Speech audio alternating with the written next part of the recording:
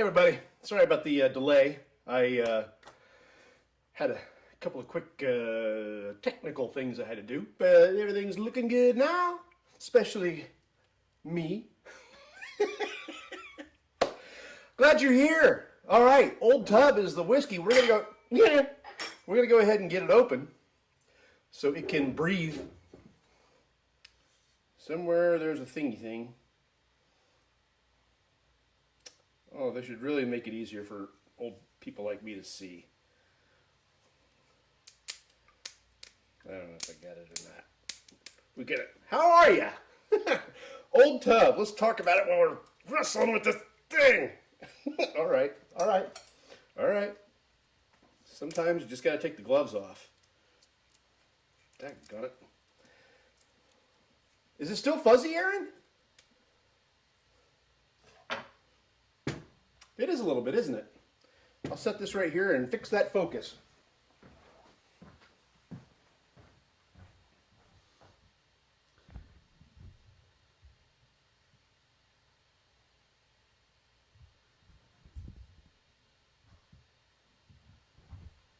All right, let's see if that's any better. That was what I had to fix. Yeah, now I'm gorgeous, although probably fuzzier was better. Hey, Kevin, how are you? Glad you're here. This bottle is a pain. Oh my gosh.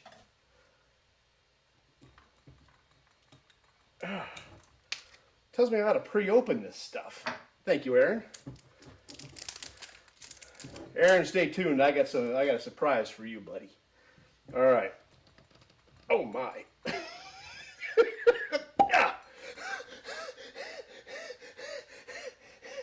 Hey, Beverly, how are you? All right. We're just going to go ahead and get it poured. We're going to go ahead and get started with it while I talk about it. We're going to talk about a few things about the Old Tub. First of all, this is a throwback. Let's take the cork off. We're going to need it off. This is a throwback product from Jim Beam Distillery. Back before Prohibition, they made basically Old Tub. And the people would come with their jugs, and they would fill it out of this great big tub that had the latest batch of booze in it. And then time came and Prohibition came, and when Prohibition went out, bottles were here and everything was a little bit different. Over time, the Old Tub product became Jim Beam, which is now the best-selling bourbon in the world. And they've got,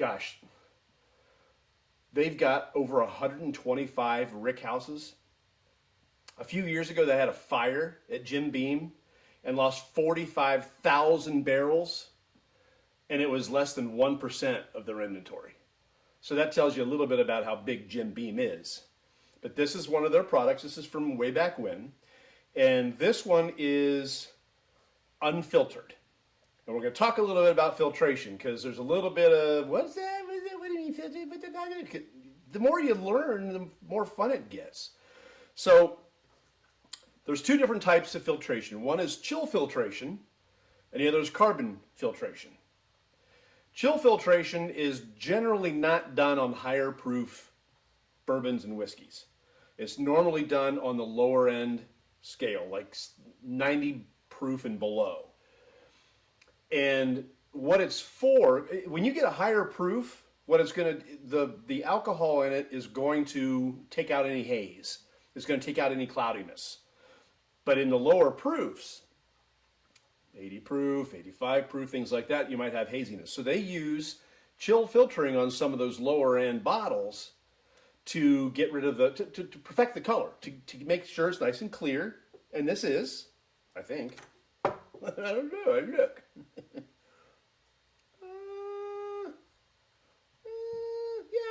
Yeah, it's pretty good. It's maybe not as clear as other things that I've drank before, but so filtration. I wrote some of this down because I want to make sure I get it right. Distilleries drop the temperature of the booze to near freezing, and what that does is it doesn't freeze the alcohol. We know that it doesn't freeze the alcohol, but anything that isn't alcohol will freeze and clump together and end up caught up in the filtration system. Excuse you. Okay. So again, it's mostly for clarity and getting rid of all that sediment and things like that. And we're talking microns. This is tiny stuff. But that's what chill filtering does, is it has the stuff clumped together and freeze, and then it doesn't go through the filter. Okay, so one criticism of chill filtering, and you're going to find this in those lower proofs, and we talked about it a couple of weeks ago. That is that some people claim that chill filtering takes out... Hey, Mac! How you doing? Some people claim that chill filtering takes out some of the mouthfeel. Therefore, sometimes if you have a thin lower end, they say to add a little water to it and you might get that mouthfeel back. Okay, and I guess it kind of makes sense for a lower end bourbon to lose its mouthfeel when you do chill filtering. It kind of makes sense a little bit. So that's one criticism. I think there was another one I had too. Nope, that's it. So the Ezra Brooks 90, I told you it tasted great, but it doesn't have the mouthfeel that I like. The 99 is the exact same thing. It's just 99 proof, and it has the mouthfeel, but it has a little different note too. It has different flavorings. So that's the interesting thing about chill filtering. Carbon filtering is a little bit different, where chill filtering is about clarity and color and, you know, getting all the distillates out, all the what was the word? The sediment, getting that out. Carbon is all about smell and taste. So when you think about carbon filtering, you got to think about vodka. Vodka is supposed to be almost odorless and tasteless. Kind of like carbon monoxide.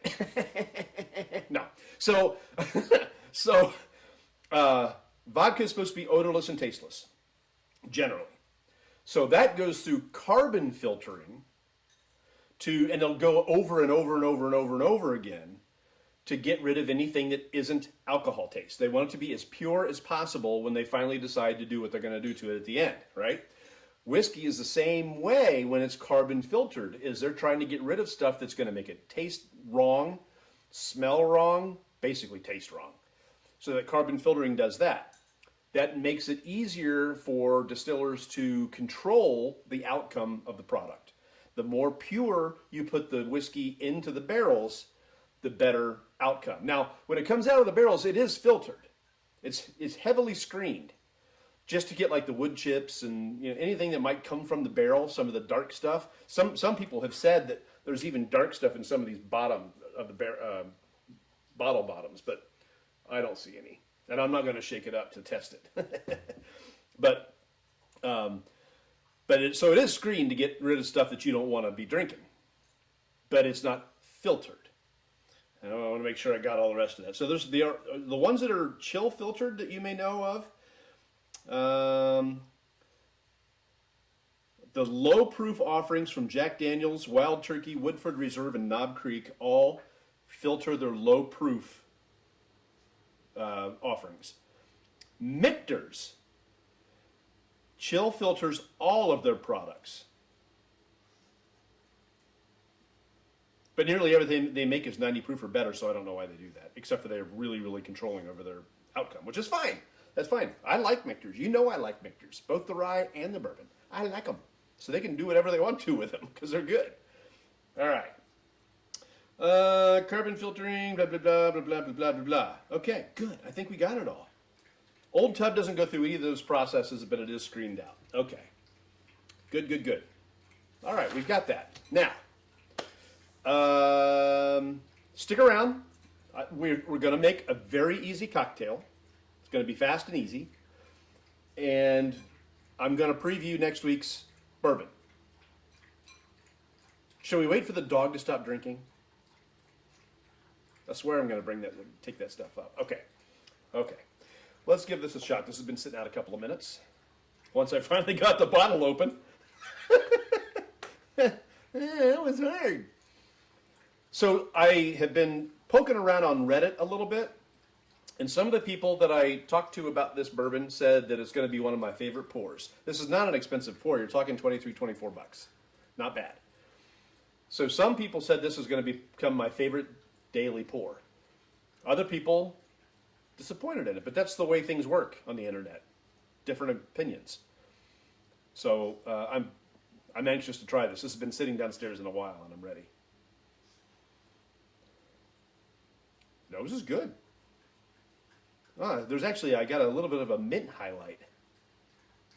Definitely a mint highlight. The ethanol's coming through a little bit. We call that dog our diabetes dog. Because, you know, when you have diabetes, you're supposed to, like, always be thirsty. That dog will sit there and drink an entire bowl of water sometimes.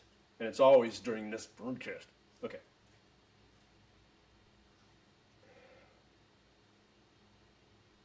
I'm getting a lot of vanilla. I mean, a lot of the normal notes that you normally get. This is particularly fragrant to me. There's been other ones that I've nosed that I didn't think had near as much presence. This one does. It's got the caramel. It's got the vanilla, some oak, lots of oak actually. There's a slight hint of spearmint. I'm catching a little honey. Yeah, that's got really great nose. Shall we? Okay, so before I do this, sorry. Before I do this, I've been hanging out with a buddy of mine who has taken a couple of distillery tours. That's Aaron that we've been talking to.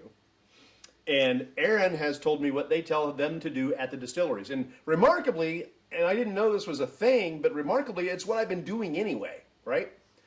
And they say that take the product, get it on your tongue, and swish it around for about 12 seconds. And don't try to get anything out of it. Just swish it around. What that does is it takes care of that bleed, that burn, that what I call the bloom, that burn that starts in the center of your tongue or wherever it happens to go and then spreads its way out. I like the bloom. That's just what I call it. It's an old coffee term. So what I'm going to do is I'm going to give it that first 12 seconds. So don't get bored while I do this. Here we go.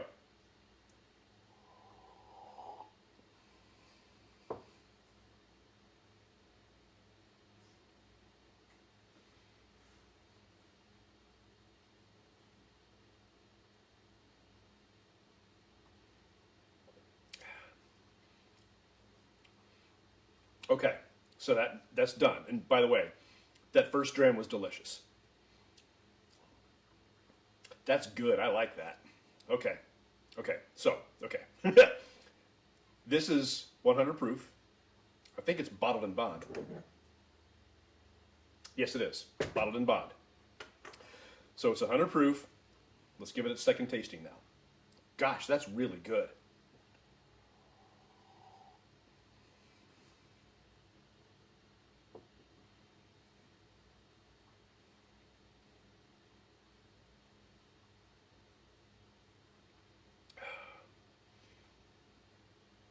This is my first time, Kevin, with Old Tub.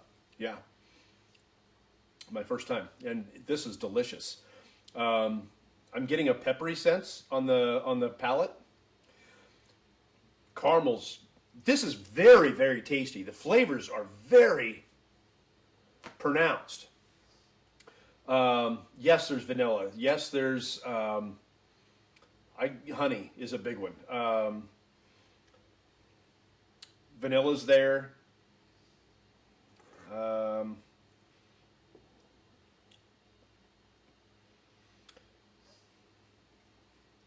reading the tasting notes that I got. Slight heat that dissipates quickly, leads to a green anise. I don't know about any of that. And light butterscotch. I'm not catching the butterscotch. Let's try it again. Well, on the finish I am.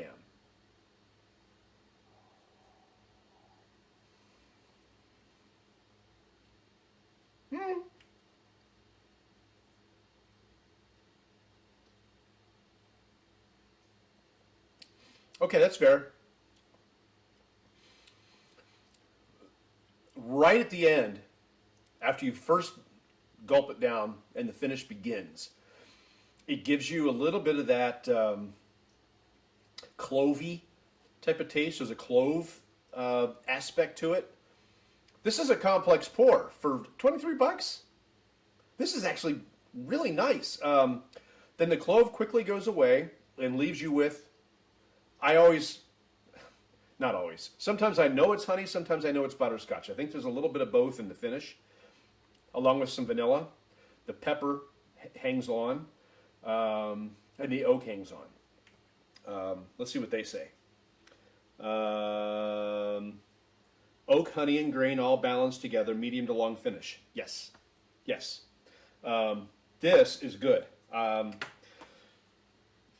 Excuse me. These low price bottles, you never know what you're going to get into. More low price bottles are good than you think. There are some that I can't get in Ohio. I can get out of state, like very old Barton and Old Fitzgerald, that are like $15, and they're magnificent. They taste fantastic. Again, one of my favorites is the Evan Williams Bottled and Bond. It's the white label, $16, and it's 100 proof, just like this. I don't think it's quite as well balanced or as tasty as this. It's a little bit one-dimensional, but it's very, very good. If you're looking for those mixer-style bourbons that you can drink neat if you want to, but also are good on ice, then Evan Williams Bottled and Bond is a good choice. This might be a better choice. I'm kind of blown away by this one.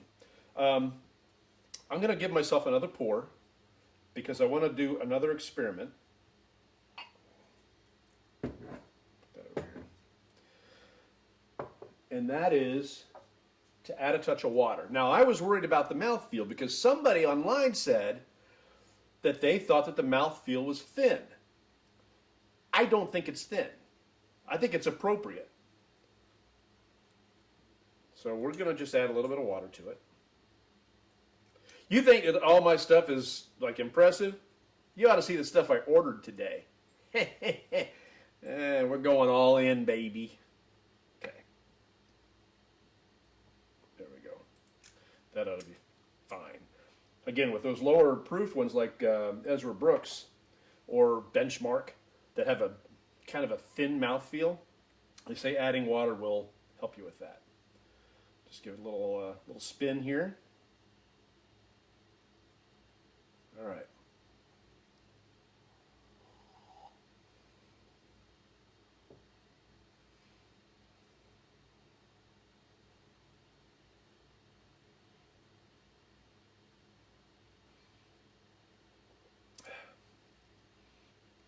That brought out some toasted rye characteristics.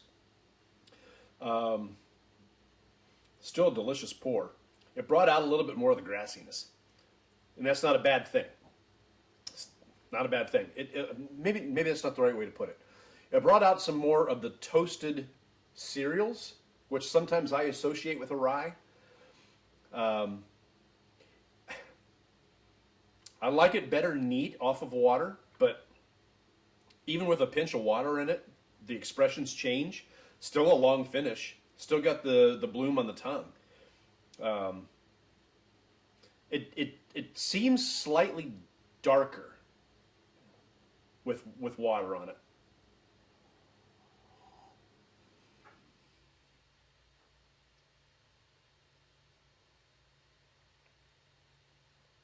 The oak comes out more. The caramel comes out more. Or if you're like me and live on this side of the tracks, caramel. There's that note again. It's right after the swallow, cloves. And it says tobacco. I can see that too. I can see tobacco. That leafy, dark, kind of flavored. It's right after the swallow, and it's not unpleasant. I like it. I like the fact that it's there because it shows me what a complexity is sitting in this glass. How I can change expressions as you go along from the nose to the palate to the finish. Whether you're doing it neat or on water. I'm impressed. I'm impressed with this. All right. Next step is ice.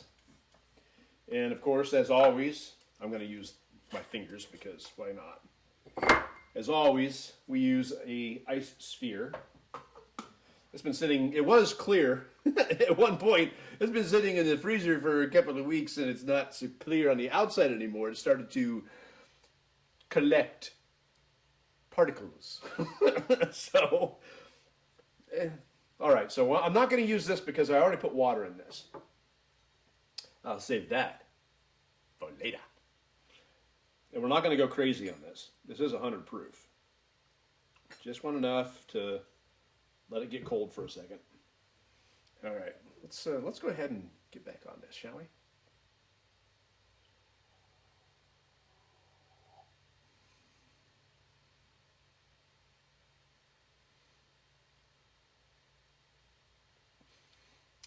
Every time you sip, it's going to bring out more. That clovey taste, that tobacco-y taste is still there right at the swallow. But I caught butter, and maybe it's because there's water in it now, but I caught butter on the palate. It's got more of a buttery mouthfeel than it did before. That's probably because of the water that I added. That's kind of fun. I love a whiskey that changes expression. I love a whiskey that's consistent, but I also love one that changes expression because that makes it fun. Then you get to go exploring like the Goonies. Here's to you, One-Eyed Willie. All right. I'm going to lose my sense of taste before I get this all done. We did some stuff locally. Monday we went out and went a little crazy. If you look at the Beautiful Bourbon Facebook page, which you happen to be on right now, you'll see pictures of Aaron and I, taken by Jackie. Thank you, Jackie. Aaron and I were there, and we kind of got into the good stuff. It was my first taste of George T. Stagg, and my first taste of Van Winkle. And the Van Winkle was incredibly smooth. The George T. Stagg was incredibly flavorful. And for such a high proof, I was surprised at how smooth Stagg was. I will be looking for that bottle, just like everybody else. Just so you know. All right, so it's on ice. Let's see what it does.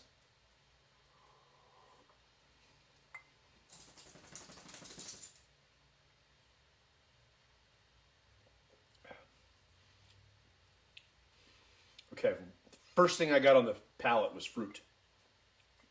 And I still have it.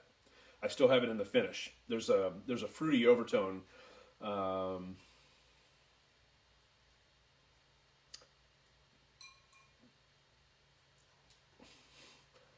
I can't tell you which it is. It's not citrus. This is the other one drinking now. I gotta. All I can say about that.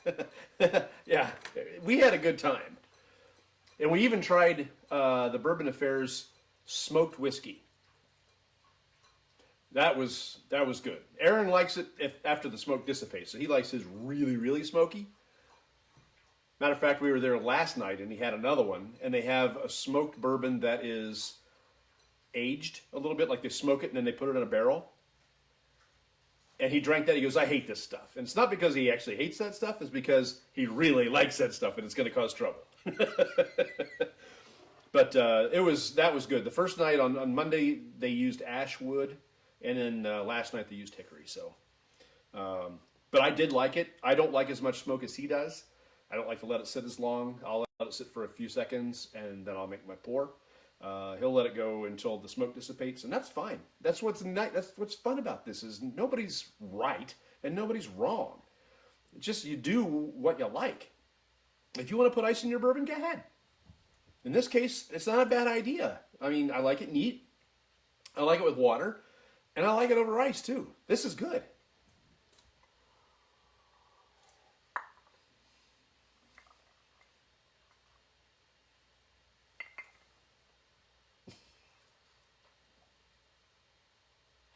Mr. Barkley, everybody.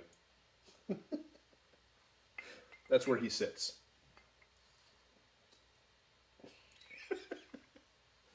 Okay. There is a fruit overtone. It's not citrus. Maybe it's a plum, because plums are dark, but they're sweet. But that doesn't even sound right. And I'm getting a little bit of the mint, again, now that it's on ice, because it's a different expression. This is a good pour.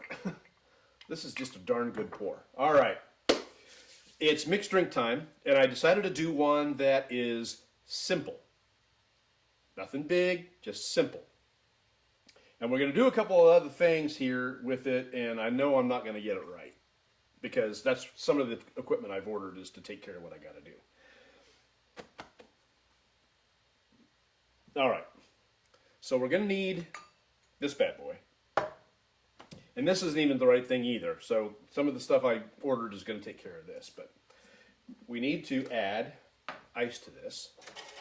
Sorry for the noise. That's more than enough. All right. This, by the way, is called Bourbon and Elder.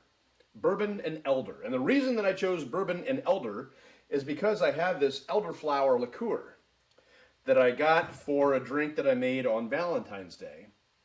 And as you can see, I have barely scratched the surface of using this liqueur, which is shameful because I need 3 more pours on that, I know. Which is shameful because this just by itself is delicious. And in a drink, it's priceless. And I went through a list of different drinks that you can make with this. Do you remember the old Mr. Boston Bar Guide? Well, those books that were handed down through the generations from bartending family to bartending family are no longer in print. But now the whole database is online, and it's growing all the time. But all those old favorites that were in the Mr. Boston's Bar Guide are online. And this is considered one of its old-time favorites. This was in the book. So we're going to make this tonight. This is Bourbon and Elder, and I'm going to need these because I can't see. All right, so we start off with 2 ounces of bourbon.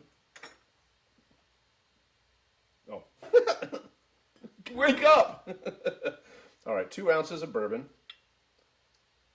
It's going to be like 6 ounces I've had tonight, just so you know. Card will be filled. Hey, George! How are you? Thanks for joining us. All right, so we're making, again, since we just had new people join, this is a Bourbon and Elder drink. I just put in 2 ounces of Old Tub, which I have decided is delicious. And the fact that it's like a $23 bottle makes it even more delicious. Okay, so I put in my 2 ounces of Old Tub. Now, I go with, that's the wrong, there we go. I go with 3/4 of an ounce of this beautiful elderflower liqueur.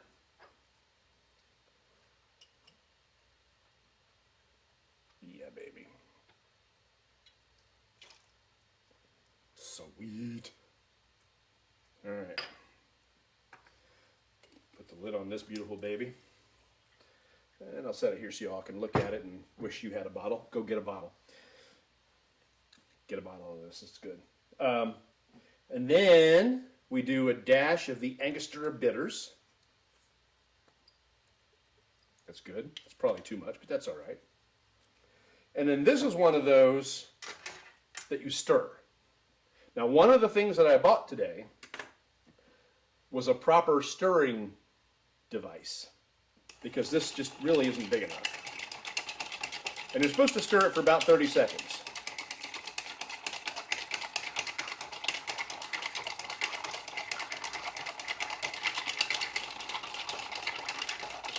But I'm not going to stir it for 30 seconds.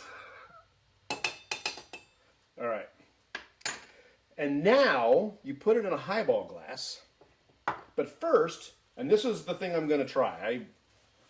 I've got a couple different lemons here. This is a half a lemon, and I've got a whole lemon. The other thing that I ordered is a different type of thing. Peeler. This is not convenient. This is not easy. And it's not what bars use. But I'm going to try it tonight just so I can... Oh, this isn't... Nope. Nope. Try it again.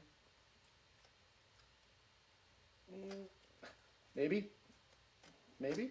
Okay. All right. It's on the floor now, but it's respectable. All right, we'll try it one more time. So I'm not drinking one that was on the floor. So the one I'm getting is going to be much, much easier to use.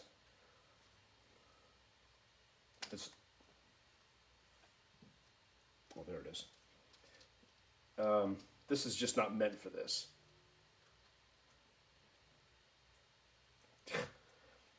Don't hurt yourself. I'm not, George. The guy that I was watching some videos today on how to do this, and this is not the right implement.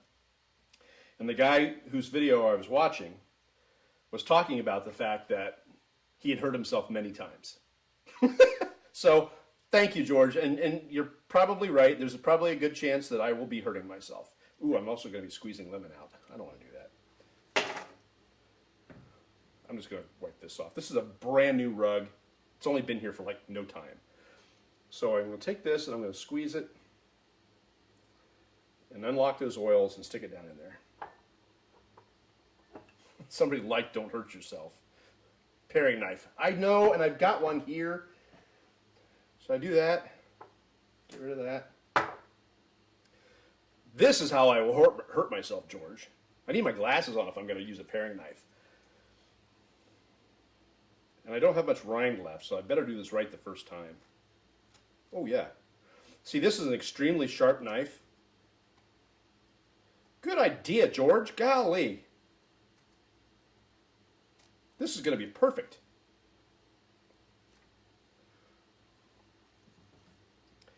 I got just a little bit of that stuff on the back that they talk about. Probably a little bit too much, but that's okay. There we go. You don't want, you can have some of that, but you don't want much of it. And now I don't have much of it. And now I've got, thank you, George. That was a really good idea. I didn't want to do that, but I did it. And it was all because of you, George, and I'm glad I did. So I appreciate it. So now we just give it a little bit of that. And I'm supposed to twist it, but I'm not gonna. And then use my handy dandy strainer to go down in there.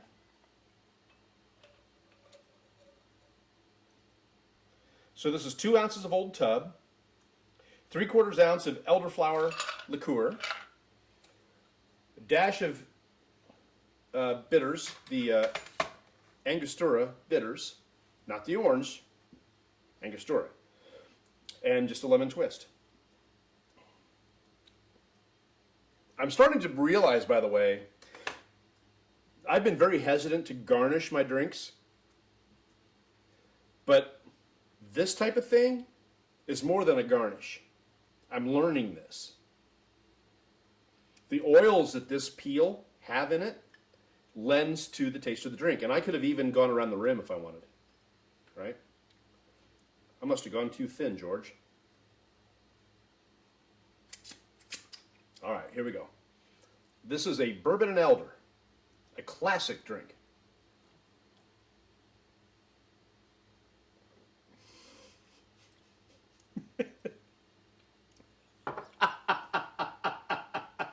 Yummy!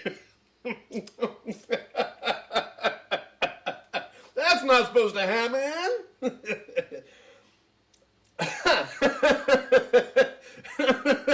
Okay, comedy aside, this is really good. No wonder it's a classic drink. It's classically delicious. I do like the elderflower. I mean, that's good stuff.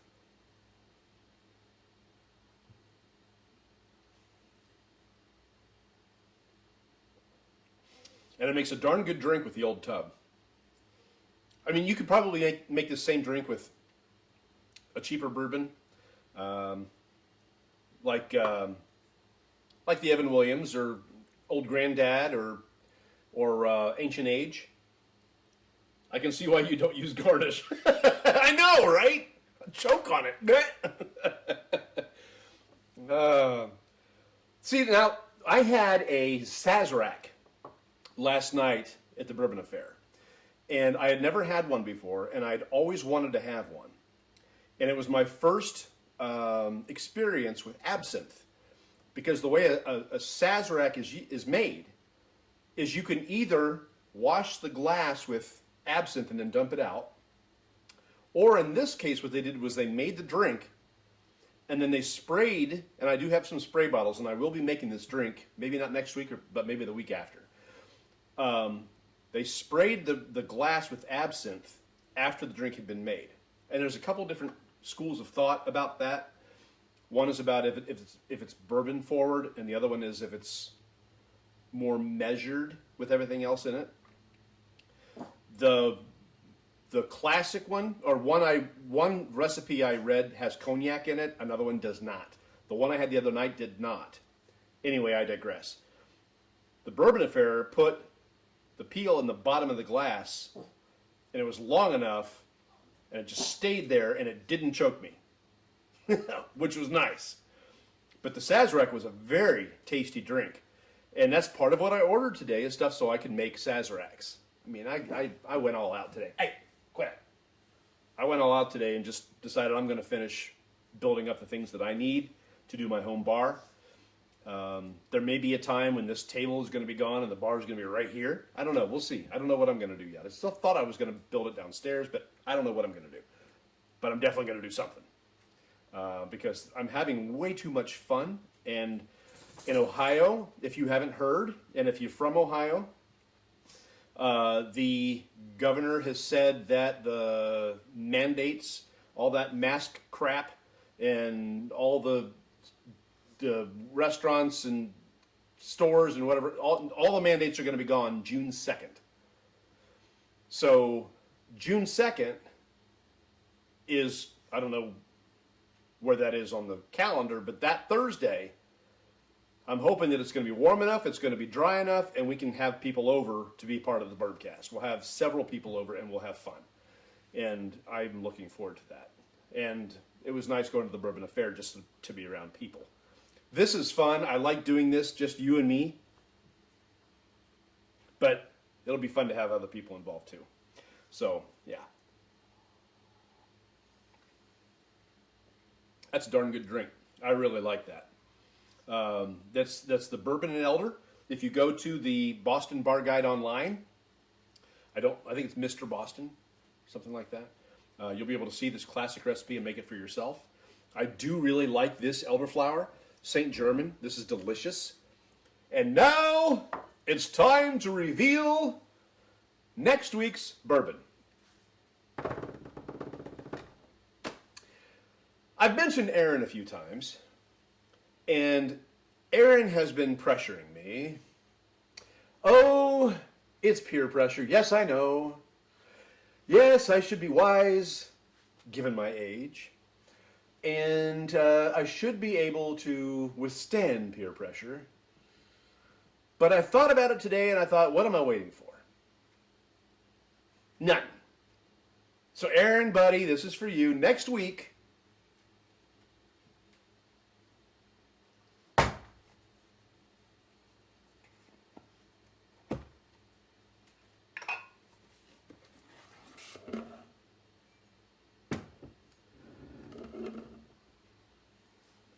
not going to let you down, Aaron.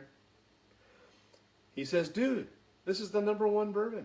Why aren't you profiling the #1 bourbon? Okay.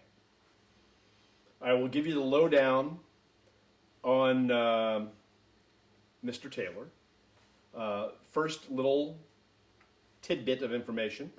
He was not an actual colonel. It was an honorary title, kind of like Colonel Sanders from Kentucky Fried Chicken. It was used for marketing. My man. All right. But that's all I'm going to tell you right now. Just this is what we're going to profile next week. Now, let me give you the full disclaimer on this. I have had Colonel Taylor before. I haven't had it in years. I think the first bottle I got was either 2017 or 2018. So it has been a while since I've had Colonel Taylor. And I remember not liking it very well when I first drank it, but I opened it and drank it. So the reason I'm telling you this is because I'm going to do something that I don't normally do. George is talking to me. This is a small batch, George. It's not anything, well, I mean, it's special because it's Colonel Taylor, but it's not. I'm having terrible luck with these wrappers tonight. I'm telling you what, I can't see them. I don't know where the perf is. Oh, there it is right there. All right, so what I'm going to do, I do have the Colonel Taylor rye, but I've only got one, so I'm not going to open it. As soon as I get another rye, I'll open it. That's the way I roll on these hard to find ones. All right, so unlike most weeks, and Aaron, this is to prove to you I'm not going to let you down on this. It's open. Don't hurt yourself. I know. I probably should be encased in bubble wrap, George. All right. Okay. So this is what we're going to do next week. It's open. I have no choice. I am going to figure out a way to let this aerate a little bit. I may have to pour a glass. I don't know.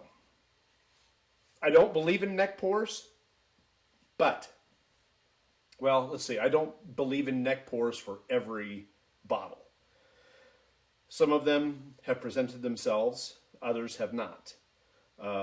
This one, the memory that I have of this one, I took it with me camping, and I opened it, and we all shared it, and I remember I didn't like it very well. To me, the first taste was a little bit like lighter fluid. But I was very early in my bourbon journey. Excuse me. And I didn't have the palate then that I have now. But that being said, if by chance back then I was experiencing a true neck pour, I'm going to let this sit open. Now, I'm getting some people talking to me, so I want to make sure I get this right. Taste it, he says. Oh man, I finished my bottle. I have one coming over the holiday weekend in 2 weeks. Love the Sazerac drink. I'm with you. I really like that Sazerac. And I'm going to be making one in a couple of weeks.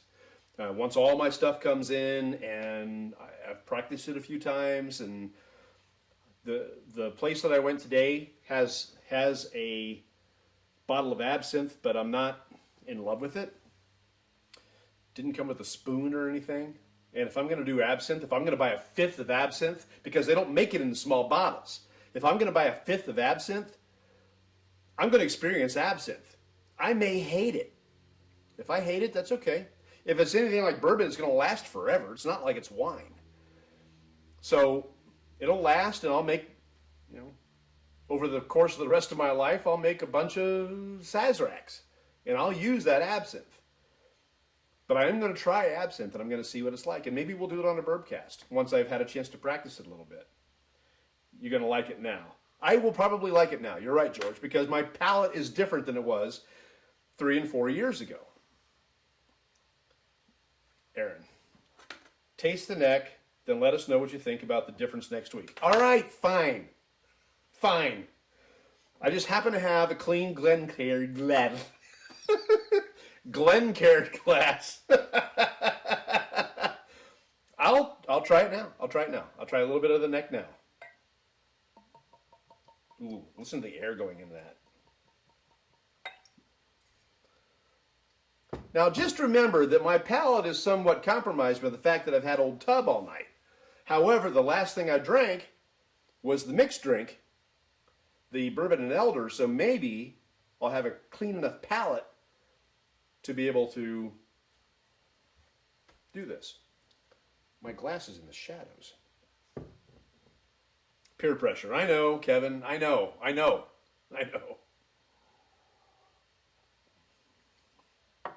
Just get something different going on in there.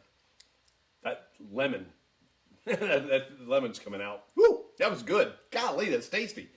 I'm going to make more of those. That's really, really good. But I say that about most of my mixed drinks. I think the only one that I didn't like was a couple of weeks ago when I made one with champagne in it.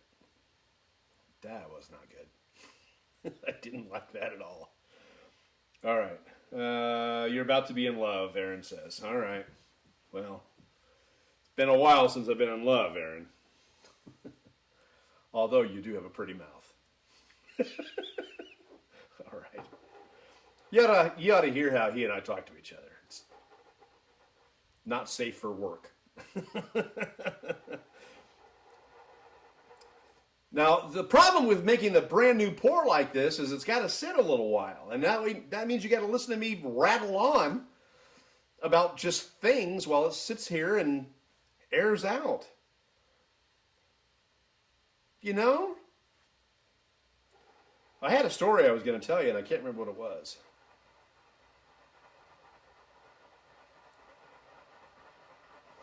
I went to the liquor store today just because I was looking for some of the things that I eventually ended up ordering online, like the new peeler. I was hoping they had a peeler that I would like.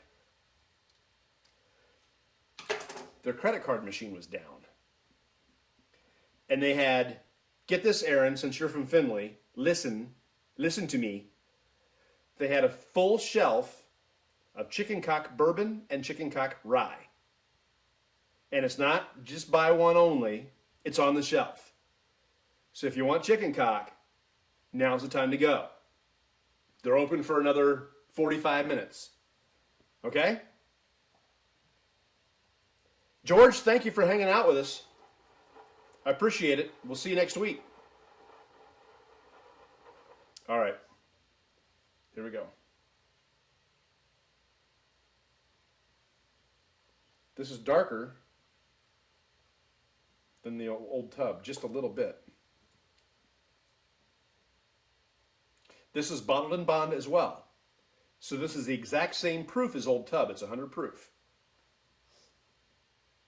Yeah, Aaron. If you want chicken cock, now's the time to go grab it. Take your wallet. Take cash. Because when I was there, the credit card machine was down. So take cash if you want to get it. All right.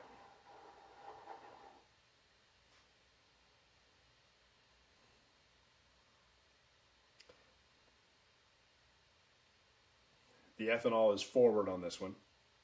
And that's that neck pour. This is what I experienced last time, is that ethanol.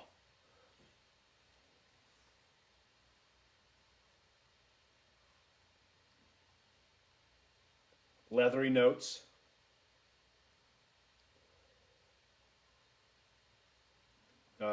It's vanilla forward.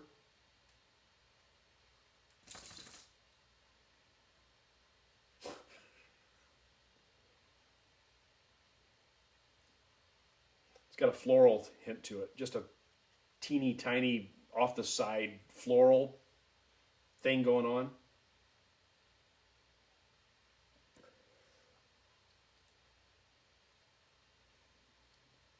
The ethanol is strong on the nose. All right.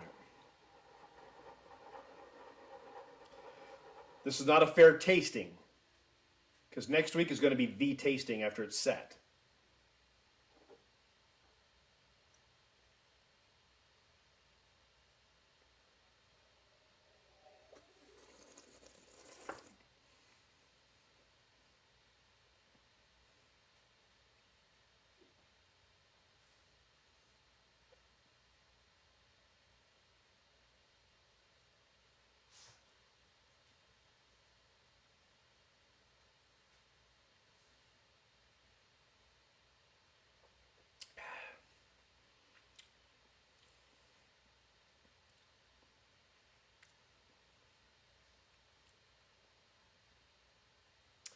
Well, what we've established is that I am incapable of offering you a profile of two different bourbons in one night. I have the ability, or I have the admiration of those who can do a flight or a blind taste test. I don't think I have that capability, at least not yet.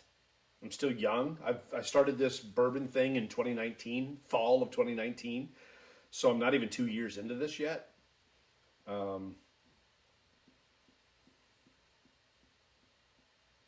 Because I had the old tub, I'm having difficulty pulling the notes out of this Colonel Taylor. On the nose, it was easier. On the palate, it isn't. But that was my 12-second burn, so let's try it again.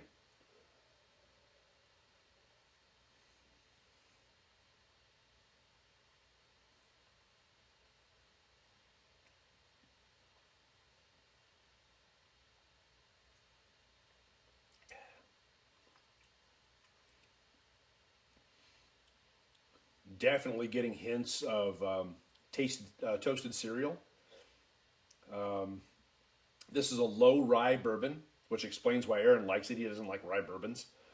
This is a low rye, but I'm still getting some of those rye notes, like the toasted the toasted cereal, vanilla, cinnamon.